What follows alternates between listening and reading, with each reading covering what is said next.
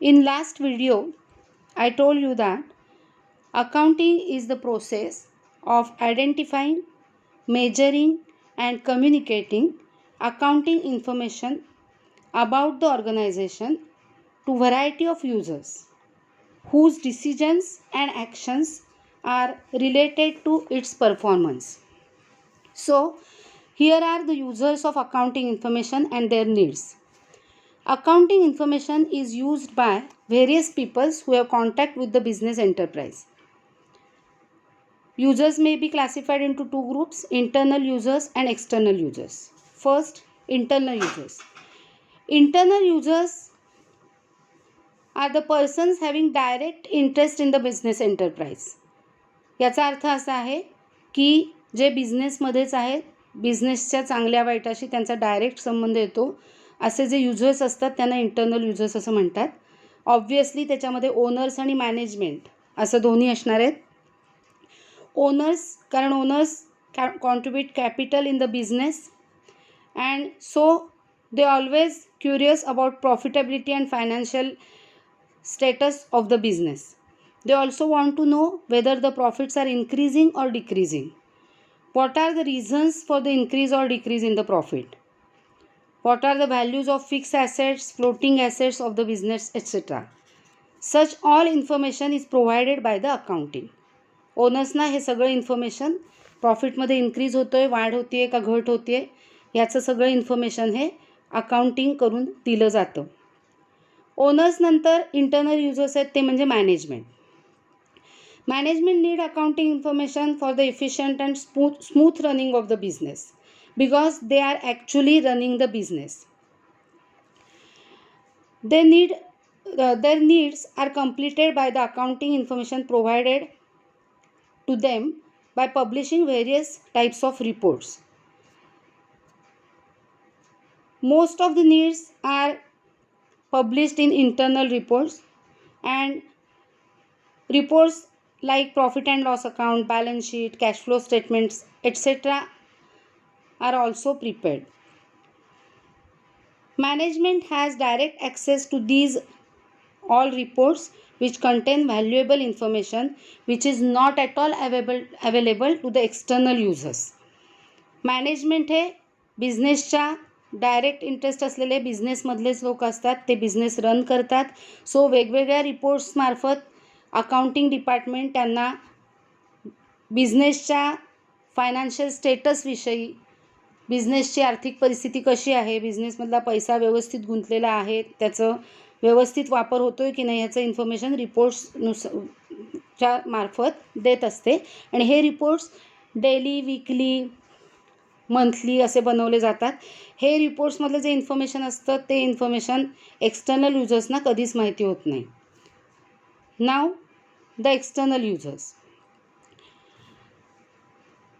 Individuals and organizations who have present or future interest in our business but they are not part of the management are called as external users. याचा अर्थ त्यांचा आपल्या बिझनेसमध्ये interest असतो काही ना काही किंवा असणार असतो, पण ते मॅनेजमेंटचा पार्ट नसतात, ते ओनर्स नसतात. So they are called as external users. They have no access to the internal and unpublished reports of the business. There are various types of external users. I have explained here. Potential investors. Potential investors याचा अर्थ आहे जे आपल्या बिझनेसमध्ये invest करू शकतात. ते invest करण्यापूर्वी इन्फॉर्मेशन, अकाउंटिंग इन्फॉर्मेशन चेक करतात टू जज how safe and rewarding the proposed investment will be. म्हणजे इन्व्हेस्टमेंट केल्यामुळे त्यांचा फायदा होणार आहे की नाही हे ते बघत असतात. दुसरे आहेत शॉर्ट टर्म क्रेडिटर्स. हे बिझनेसच्या अकाउंटिंग इन्फॉर्मेशनवरून काय बघतात? To know credit worthiness of the business enterprise for their repayment. They want to know whether the amount owing to them will be repaid timely, and they also decide from these information that they should extend, maintain or restrict the credit to the enterprise or not. Third point is long-term creditors. These creditors study the accounting information to know whether their principal and the interest thereof will be repaid. हे जे long term creditors असतात, normally ह्या financial institutions असतात, banks असतात, यांनी बिझनेसला कर्ज दिलेलं असतं, लोन दिलेलं असतं. त्यांची प्रिन्सिपल अमाऊंट म्हणजे मुद्दल आणि त्याच्यावरचा इंटरेस्ट हा वेळेवर रिपेड होईल की नाही याचा स्टडी ते अकाउंटिंग इन्फॉर्मेशन वापरून करतात. Next point is employees. Employees need information about the profit for their own purpose.